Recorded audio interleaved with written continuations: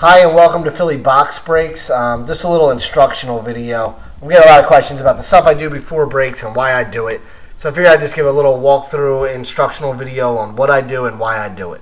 So this is the listing for the Edmonton Oilers from the last break we did, which was box break 6 of the first Dominion case. As you can see, it ended about last week, January 2nd, at around 8:30 Eastern Time. The reason I show this, I always show the listing at the end, is to show that the bidding for the box break has indeed ended before I'm opening the box. So there's the listing for the Edmonton Oilers, and you can see the box I'm about to break has not been opened yet. The next thing I do is I show a time and date stamp from a cell phone. The reason I do that is, again, to show that this box is being opened, in fact, after the bidding for the individual teams has ended. So you can see it's Tuesday, January 8th at 7:30. The phone I'm not as sure about. I'm not so sure that couldn't be manipulated to show a time and date later than what it is.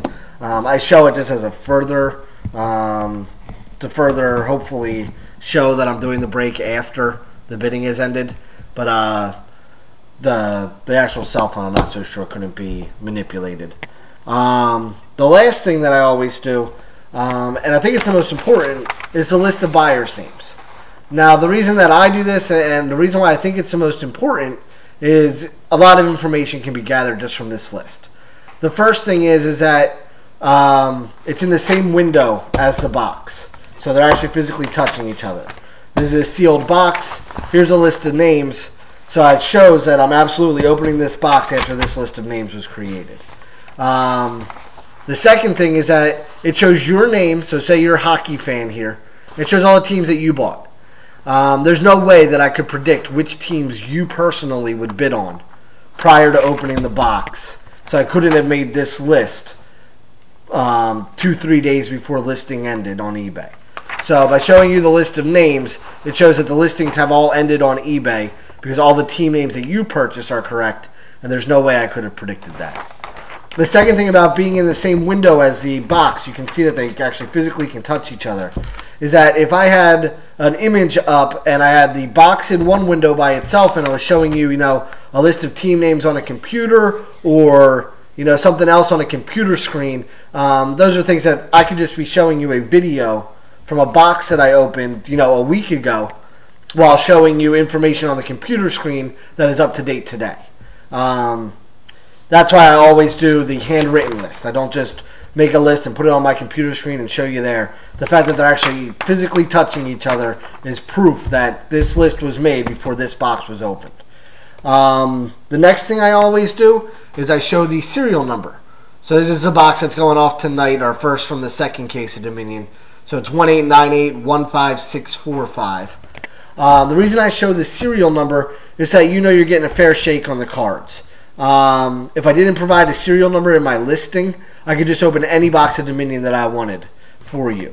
Now what that means is that if I open this box and it has a whole bunch of hits in it as a breaker, I could theoretically, if I was scamming you, I could keep this, get a different box out, open that box on the webcam, and then say, well, this is the box that you bid on.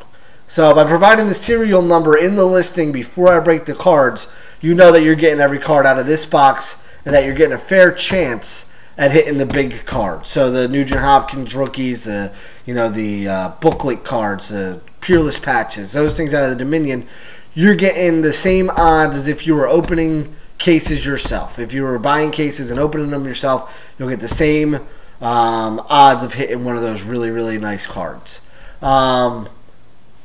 So I always show the serial number before the break, and I always include it in my listing page so you know which one you're bidding on. The second thing is to make sure that it's a sealed box. I mean, even though the inner pack of Dominion is sealed as well, again, if you want to make sure you're getting a fair shake and getting the actual right ratio or the right chances of landing a good card, you're going to want to make sure that this is a sealed box with the serial number that you're provided. The reason that that's big with Dominion is that, here's a box I opened last week. The serial number, as you can see, is actually on a sticker. Doesn't want to open. On a sticker that's on the sleeve. Now, if I can show you it. There we go. Oh, wrong side. So there's a serial number that's on the sleeve of this one. Now, I can take a different box, put it inside that sleeve, and now even though that inner pack's still sealed, it's a different pack of cards than what was originally in this serial number. Meaning that I could just keep replacing that pack until I came up with a pack that was mostly base jerseys and stuff that I didn't want for my personal collection. So that's why all my boxes will be sealed before I open them. I always show the serial number. I always show the list of names. The other thing with the list of names, I forgot to mention earlier, is that you want to make sure there's 30 names on there. What can happen is sometimes they'll only put up 28 or 29 names, and they'll keep the biggest hits for themselves. Now, I know there are some people out there that are breaking that, collect Edmonton, and Edmonton's never available. Or collect Colorado, and Colorado's never available. That's understanding. I can understand that they're never available in any of their breaks. So, regardless of whether Colorado gets a hit or not, nobody's ever buying them except for the breaker. What does bother me is that when 28 different teams go up every night. So, one night Edmonton and Colorado won't be available. The next night, Detroit and Pittsburgh won't be available. The next night, Washington and Winnipeg won't be available. And the reason they're doing this, if you're seeing people do this, is that they're opening the box prior to listing the cards on eBay. And that way they know which teams get the hit, and they're not even listing them for sale. They're just they're keeping those two teams for themselves, listing all the other team names, giving away a card or two, and keeping the big stuff for themselves. So I always try to leave this up long enough so that if you're in my box break, you can pause YouTube and you'll see 30 team names show up on my list every week or every break. So that's the other part about the team names. So basically, what I'm trying to say is everything we do is try to show you that the listing for all of the teams have ended before we're breaking the box. That you're breaking a box sealed with a serial number, so you know you're getting the right chance at hitting one of the big cards. And everything we do is to try to provide as much transparency as possible so that you know that you're getting your fair shake with your box break dollars.